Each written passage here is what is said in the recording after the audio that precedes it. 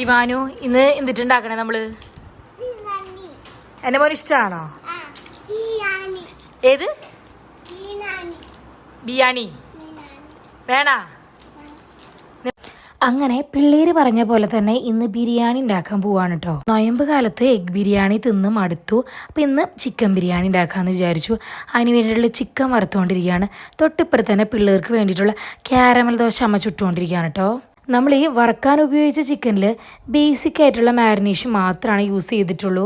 ഉപ്പ്, മഞ്ഞപ്പൊടി, മുളക് പൊടി ഇത്രയും മാത്രം ഇട്ടിട്ട് ഒന്ന് നമ്മൾ കുറച്ച് നേരം റെസ്റ്റ് ചെയ്യാൻ വെച്ചിട്ട് ഒന്ന് വറക്കുക. അപ്പൊ ചിക്കൻ നല്ല സോഫ്റ്റ് ആയിട്ട് കിട്ടുന്ന പോലെ തോന്നാറുണ്ട്. തൊട്ടിപ്പുറത്ത് തന്നെ ചായയും കൂടെ വെക്കുന്നുണ്ട് കേട്ടോ അമ്മ. നമ്മുടെ ചിക്കൻ ഫസ്റ്റ് ബാച്ച് വെന്ത് കിട്ടിയിട്ടുണ്ട്. ചിക്കൻ ഇങ്ങനെ ഫ്രൈ ചെയ്തിട്ട് കറി ഉണ്ടാക്കുമ്പോൾ ചിക്കൻ അധികം ഹാർഡാക്കി വറക്കുന്നത് എനിക്ക് ഇഷ്ടമല്ല. ചെറുതായിട്ടൊന്ന് വറുത്ത് കിട്ടിയാൽ മതി. ഹാർഡാക്കി വറക്കുമ്പോൾ നമുക്കത് ചിക്കൻ കഴിക്കുമ്പോൾ ഒരു സുഖം ഉണ്ടായിരുന്നില്ല, ചകിരി കടിക്കുന്ന പോലെ ഫീൽ ചെയ്യാറുണ്ട്. അതുകൊണ്ട് തന്നെ ചെറുതായിട്ടൊന്ന് വറുത്തെടുക്കുന്നതാണ് എനിക്കിഷ്ടം. ലോ ഫ്ലെയിമിലിട്ട് ചെറുതായിട്ടങ്ങ് വറുത്തെടുക്കുക. വേവും വേണം, എന്നാൽ ഒത്തിരി ഹാർഡാവാനും പാടില്ല. ആ ഒരു അവസ്ഥയിൽ കിട്ടുന്നതാണ് കേട്ടോ എനിക്കിഷ്ടം. ചിക്കനൊക്കെ എല്ലാ ബാച്ചും വെന്ത് കിട്ടി. ഞാൻ പാൽ ചായ കുടിക്കാത്തതുകൊണ്ട് തന്നെ കട്ടന് വേണ്ടിയിട്ടുള്ള വെള്ളം വെച്ചേക്കാണ് കേട്ടോ. ചായ തിളച്ച് സെറ്റായി വന്നപ്പോഴത്തേനും ചേട്ടനും എത്തിയിട്ടുണ്ട്. അപ്പം ഞങ്ങൾ ഒരുമിച്ചിരുന്ന് ചായ കുടിച്ചു. ഞാനിപ്പോൾ എൻ്റെ വീട്ടിലാന്ന് പറഞ്ഞൂലോ, എന്നെ കൊണ്ടുവരാൻ വേണ്ടി വന്നതാണ് കേട്ടോ ചേട്ടൻ. ഇന്ന് രാത്രിത്തെ ഭക്ഷണം കൂടി കഴിഞ്ഞിട്ട് ഞങ്ങൾ വീട്ടിലേക്ക് തിരിച്ചു പോകാമെന്ന് വിചാരിച്ചു. ചേട്ടന് ഇന്നാണ് ഓഫുള്ള ദിവസം, അതുകൊണ്ടാണ് കേട്ടോ ഇന്ന് തന്നെ കൊണ്ടുവരാൻ വന്നത്.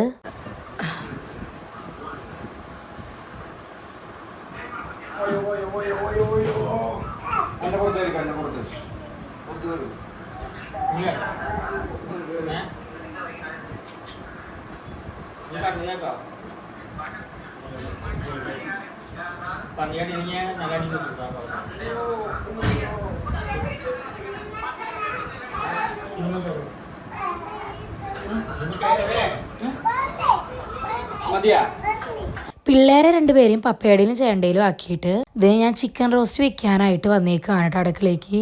സവോള നല്ലോണം വാട്ടിയെടുക്കണം നമ്മുടെ ഈ ചിക്കൻ കറിയിൽ.